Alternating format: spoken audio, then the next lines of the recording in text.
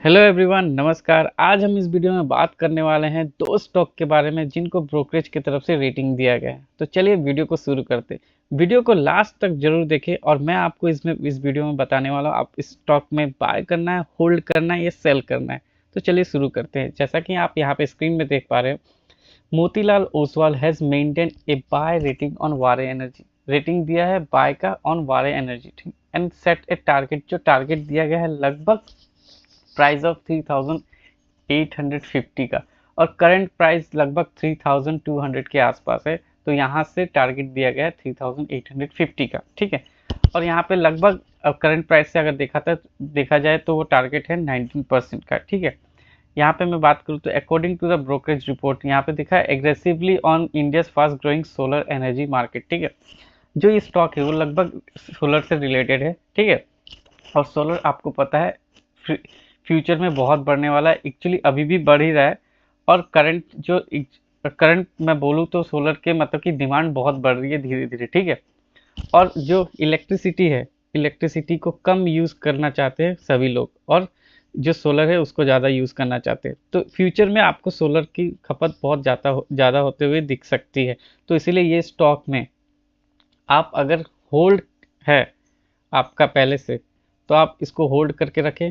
और fresh buying तो आपको यहाँ पे दिखा जा रहा है रेटिंग का। मैं इसके चार्ट के बारे में बात करूँ तो देखिए यहाँ पे लगभग ये जो चल रहा है, मैं बता दूँ तो लगभग लगभग आज क्लोजिंग दिया है नेगेटिव, सॉरी, ये फ्राइडे को क्लोजिंग दिया था नेगेटिव में, ठीक है। नेगेटिव में जितना दिया था 3230 के आसपास का नेगेटिव दिया। लेकिन ये मुझे जहाँ तक लगता है अगर ये स्टॉक यहाँ से भी ऊपर जा सकता है, ठीक है, यहाँ से भी ऊपर जा सकता है। नहीं तो ये धीरे धीरे आके एक बार आपको 3115 के आसपास भी आ सकता है। ऐसा नहीं है कि जब रेटिंग दिया गया ऊपर तो ऊपर जाएगा, लेकिन थोड़ा टाइम लेके ये ऊपर जा सकता है।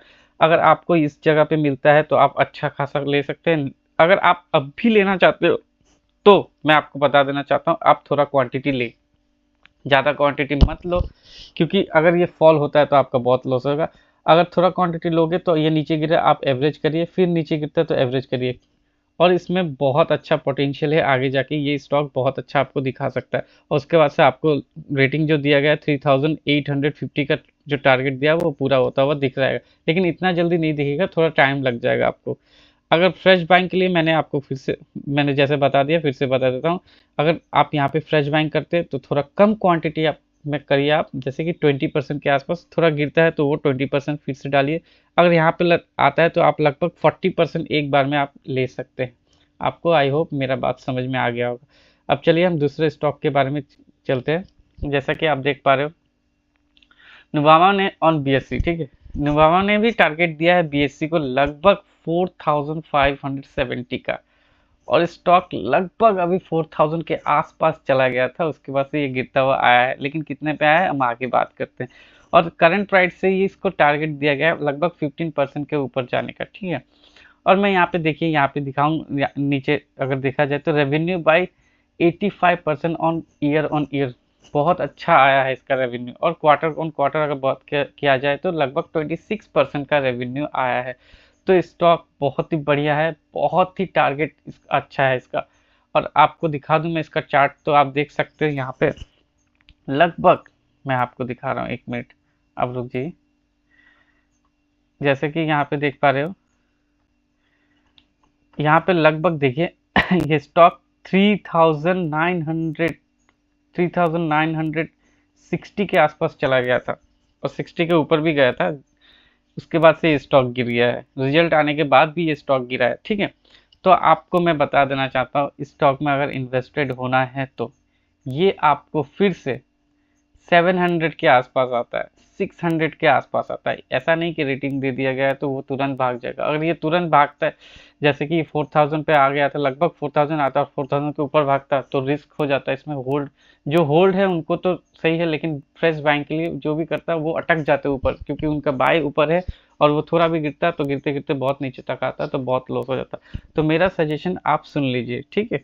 जैसा कि यहाँ पे अगर आप बाय करोगे तो ये ऊपर जाएगा, फिर से नीचे गिरना शुरू हो जाएगा तो आपका लॉस भी शुरू हो जाएगा। इसीलिए मैं आपको बोलूँगा इसमें थोड़ा सा वेट कर लो आप। ये थोड़ा और नीचे आता है लगभग 700 के आसपास या 750 के आसपास, तो आप इसमें एक्यूमुलेट कर सकते हो, लेकिन 40% एक्यूमुलेट करिए। अगर आपके पास 100 रुपये है तो आप 40 रुपये इसमें बाय करिए, और यहाँ तक आता है तो आप फिर से, यहाँ तक तो मुझे जहाँ तक लगता है नहीं आने का उतना चांस नहीं है, लेकिन यहाँ तक आता है तो आप 40% और इसमें डालिए, ठीक है। और एक बात, यहाँ पे अगर आप डालते हो नीचे आता है तो ठीक है 40% डालते हो, फिर से अगर ऊपर जाना होता है धीरे धीरे, फिर से ये कैंडल के ऊपर जाता है तो आप फिर से आप जो नया फ्रेश बाइंग करना चाहते हो तो आप कर सकते हो इस जगह पे, तब आपको अच्छा प्रॉफिट दिखते हुए मिल सकता है।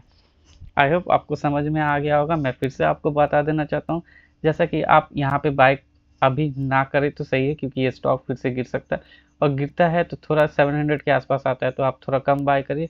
अगर फिर से नेगेटिविटी आती है तो और गिर जाएगा यहाँ तक, और यहाँ पे आप अच्छा सा बाय कर सकते हो।